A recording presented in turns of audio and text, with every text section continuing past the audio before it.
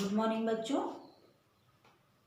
पिछले कुछ दिनों से हमारा रिवीजन चल रहा है और जो हम करा रहे हैं वो हम सब पहले पढ़ चुके हैं, पर बच्चों रिवीजन हम जितना करेंगे हमारे पेपर उतने ही बढ़िया जाएंगे। तो अब हमारे एग्ज़ाम आने वाले हैं, तो आज हम देखो क्या पढ़ेंगे। पाठ 7 पिकनिक, पाठ 8 एक सबक ऐसा भी, पाठ 9 बंदर और बयान। इन तीनों पाठों के खाली स्थान आज हम समझेंगे। फिर बच्चों ऐसे ही अब हम पूरे तीनों पाठ को लेकर एक दिन हम खाली स्थान समझेंगे, दूसरे दिन हम उसके सही गलत समझेंगे। पहले मैंने आपको देखो पिछले सप्ताह इन सभी पाठ की शब्द अर्थ कराए थे एक साथ मिलकर, वो आपने किए होंगे।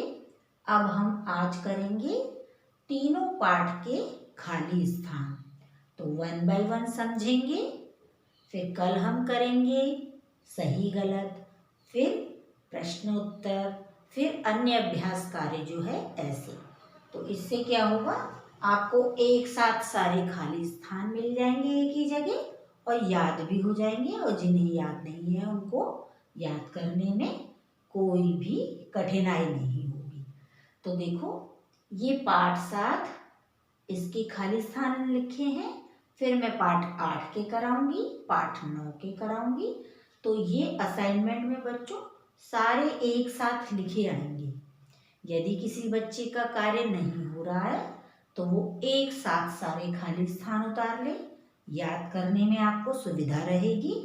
तो चलो अब हम समझते हैं पाठ 7 कनक हिंदी व्याकरण एवं रचना में से पाठ 7 पिकनिक के खाली स्थान। देखो पहला है पिकनिक की कहानी हमने समझी थी, बिल्ली चूहा चिड़िया और चींटी की कहानी। तो पिकनिक कैसे मनाई थी उन्होंने, रविवार का क्या था, रविवार का दिन था जिस दिन उन्होंने पिकनिक मनाई थी। ठीक है, जो शब्द बच्चों हम खाली स्थान में भरते हैं उसमें हम नीचे अंडरलाइन कर देते हैं। तो रविवार का दिन था, सबने कहा चलो आज क्या मनाएं, क्या मनाई थी उन्होंने, पिकनिक।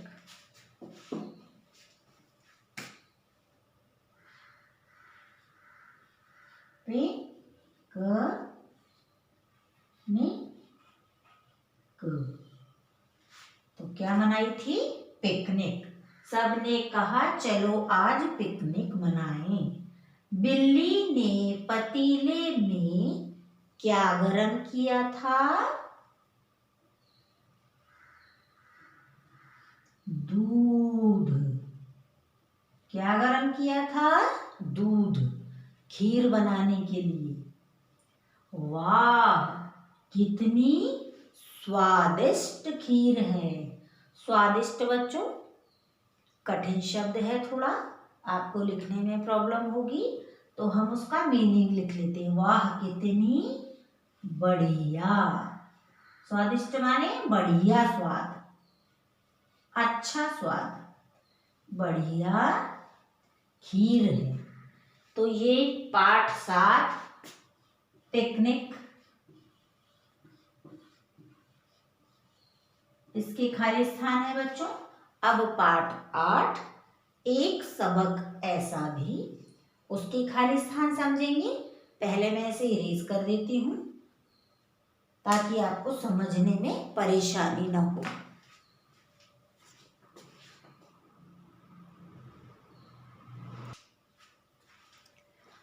देखो ये है पाठ 8 के, ठीक है।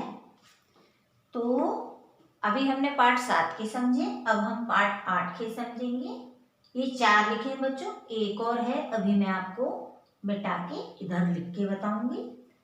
पहला है पिंकी डैश, किनारे रेत पर घर बना रही थी। पिंकी अपना घर कहाँ बना रही थी? रेत नदी के किनारे, नदी किनारे। तो पिंकी ने रेत का घर कहाँ बनाया था? नदी किनारे।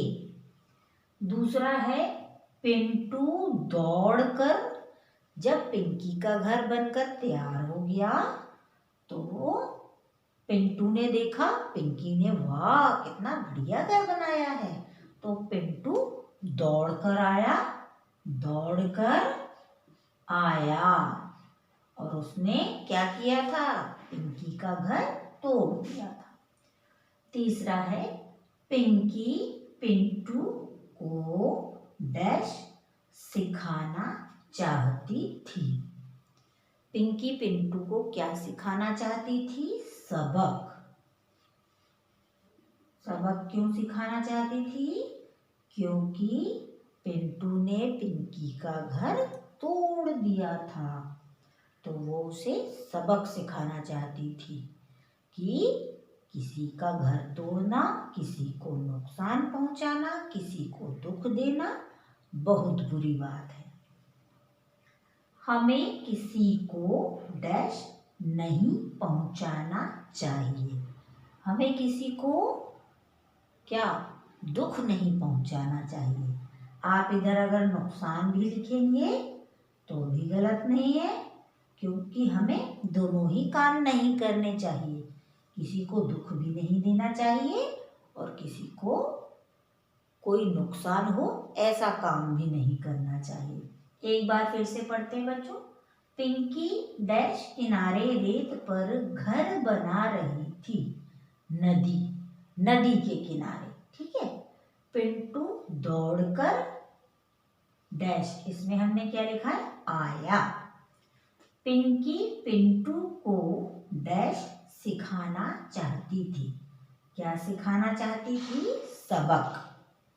हमें किसी को दुख नहीं पहुंचाना चाहिए। अब एक और बचा है बच्चों, उसको हमें ऊपर लिख लेते हैं हम। यहाँ समझा देती हूँ मैं आपको, एक मिटा के।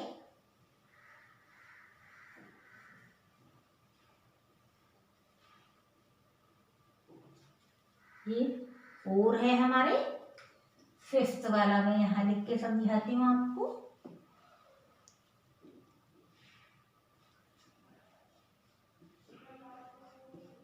पिंकी डैश को देखकर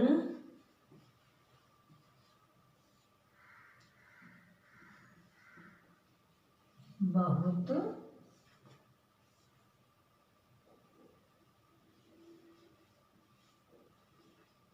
खुश हुई। किसको देखकर खुश हुई? बच्चों ये आपकी बुक में नहीं है, ये मैंने बनाए हैं, इसलिए आप ध्यान से समझें, और जिसके कॉपी में नहीं हो रहे हैं वो इसे ज़रूर करें, एग्ज़ाम में ये भी आएंगे। पिंकी डैश को देखकर बहुत खुश हुई। किसको देखकर बहुत खुश हुई थी? घर को, जो उसने घर बनाया था उसे देखकर वह बहुत खुश हुई। तो ये हमारे पाठ 8 के खाली स्थान थे। अब हम समझेंगे पाठ 9 के। अभी इसे रेस करके आपको समझाती हूँ।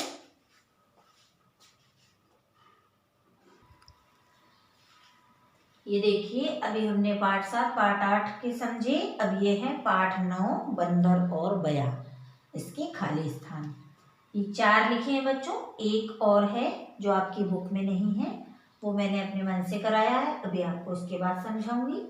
खाली स्थान।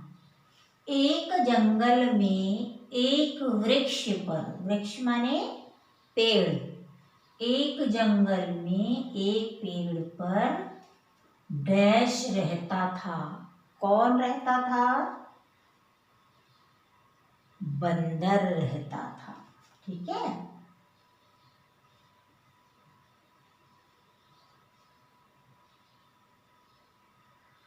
इसे हम अंडरलाइन कर देते हैं क्योंकि हमने ये शब्द भरा है। बया पक्षी डैश में छिपकर बैठ गए। कहाँ छिपकर बैठ गए? घोंसले में। जब बारिश होने लगी तो बया पक्षी ने जो घोंसला बनाया था वह अपने घोंसले में छिपकर बैठ गए। बया ने बंदर को डैश स्थान पर जाने को कहा। कौन से स्थान पर जाने को कहा?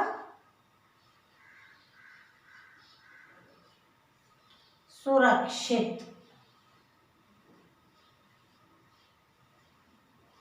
क्योंकि जब बारिश होने लगी तो बया पक्षियों ने तो घोंसला बनाया था तो वो तो अपने घोंसले में बैठ गए पानी से बचने के लिए। पर बंदर ने तो अपना कोई घर नहीं बनाया था। तो बया पक्षी ने बंदर को सलाह दी कि जाओ तुम किसी सुरक्षित स्थान पर चले जाओ जहाँ तुम भीगने से बच जाओगे। बया बंदर को अपना डैश मानते थे।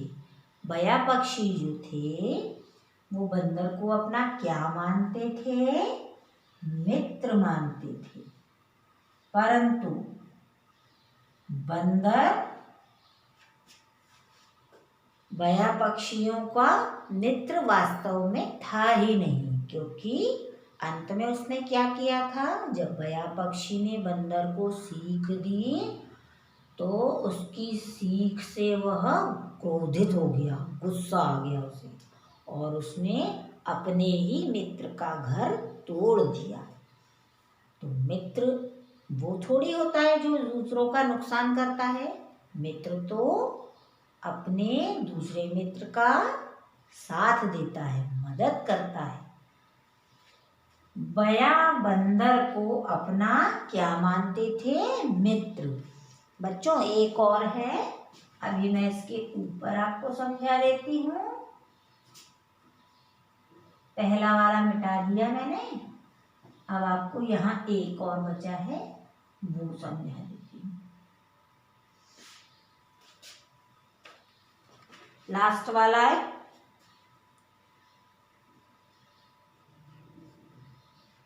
बंदर पेड़ पर बैठा भीग रहा था।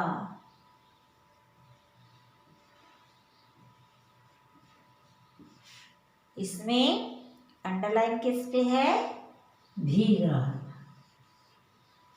तो बंदर पेड़ पर बैठा क्यों भीग रहा था? क्योंकि उसने अपना घर बनाया ही नहीं था। वह आलसी था, निकम्मा था। निकम्मा माने जो काम से जी चुराता है, काम करना नहीं चाहता है। बंदर पेड़ पर बैठा भीग रहा था। तो ये बच्चों हमने तीनों पाठ के खाली स्थान समझे। अब असाइनमेंट में सारे खाली स्थान आएंगे, आपको फिल करने हैं। और अब यदि आपके ना हो रहे हों तब आपको कॉपी में लिखने हैं, ठीक है। यदि हो रहे हैं तब भी आप अगर कॉपी में लिखेंगे तो आपका एक बार और अभ्यास हो जाएगा, वो आपके लिए अच्छा रहेगा। धन्यवाद।